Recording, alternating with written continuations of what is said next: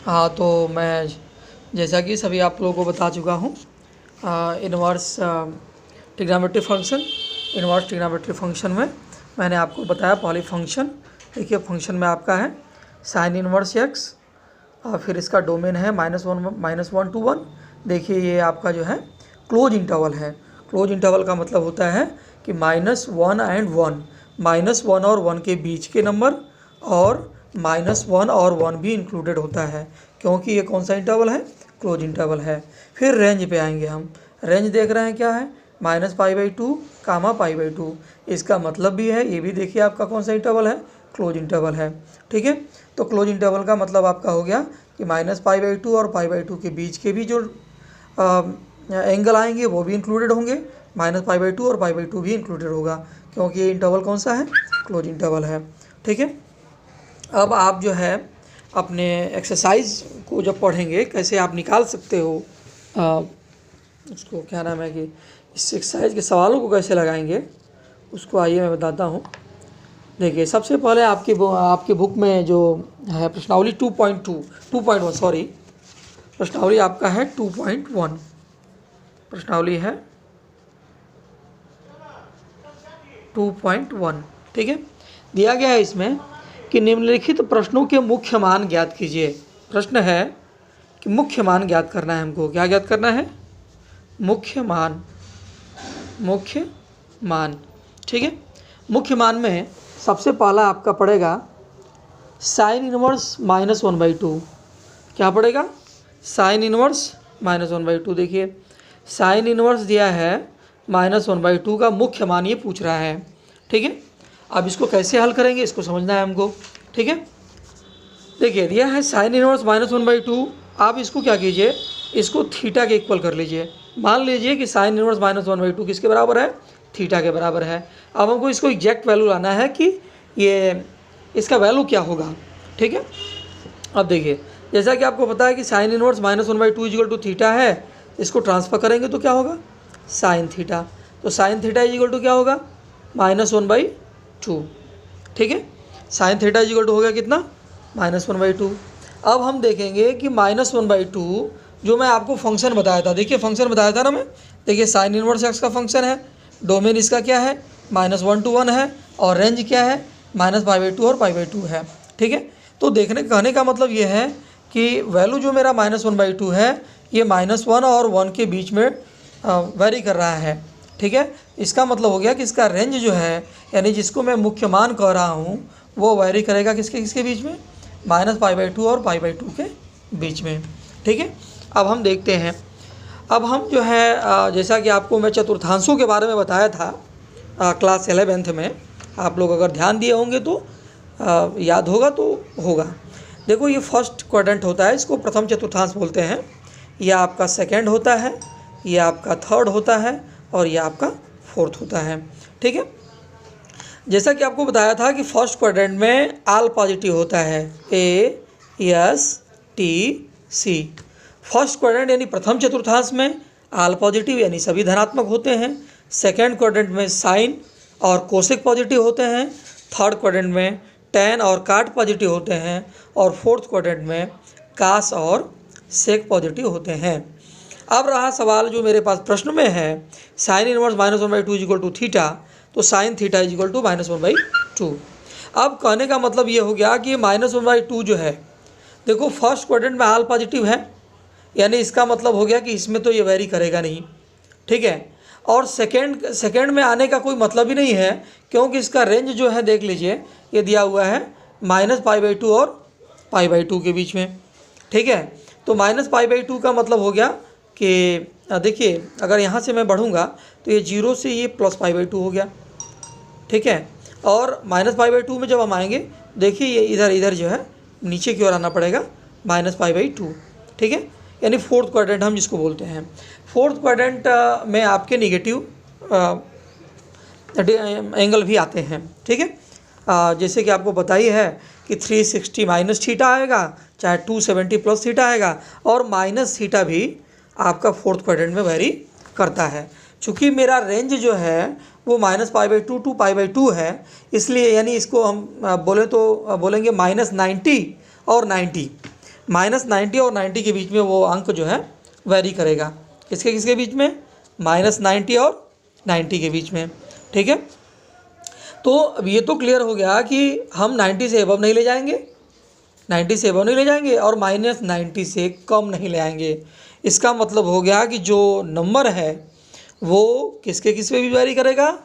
-90 और +90 के बीच में। ठीक है, अच्छा आइए हम देखते हैं अब कि किस प्रकार से हम ये देख सकते हैं। sin θ = -1/2 है, -1/2। अब हम ये देखेंगे कि sin θ का मान 1/2 किसका होता है। ठीक है, आप सभी बच्चों को पता है कि sin 30 का वैल्यू होता है 1/2। sin 30 का वैल्यू कितना होता है? 1/2। ठीक है, आप देखो जी, तो sin 30 का वैल्यू तो यहाँ पे मैं लिख दूंगा -sin 30।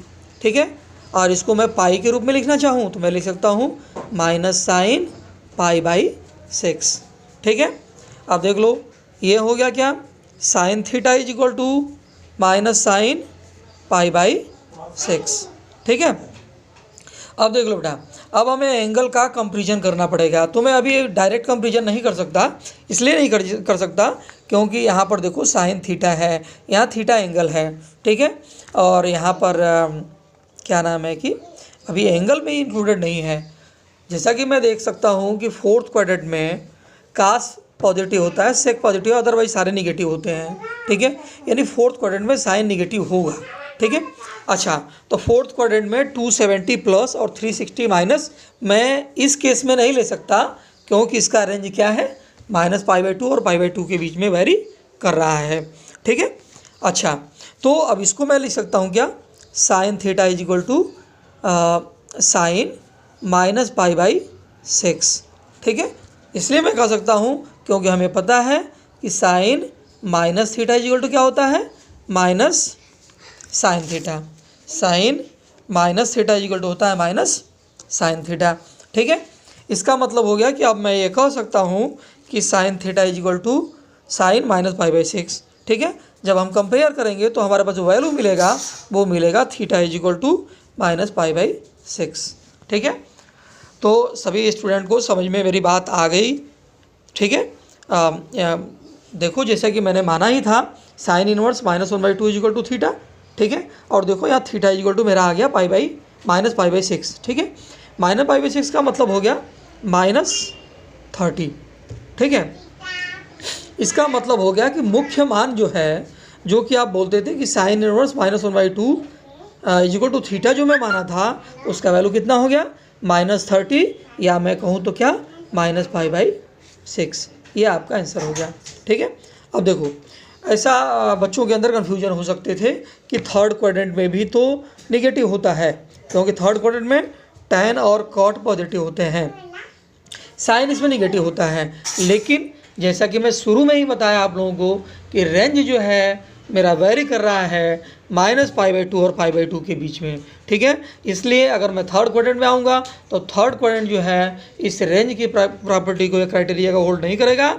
इसलिए हम जो है जब भी लेंगे तो 4th क्वाड्रेंट ही लेंगे क्योंकि इस रेंज को ही प्रॉपर्टी होल्ड करता है। यानी जो मेरा एंगल होगा वो क्या होगा?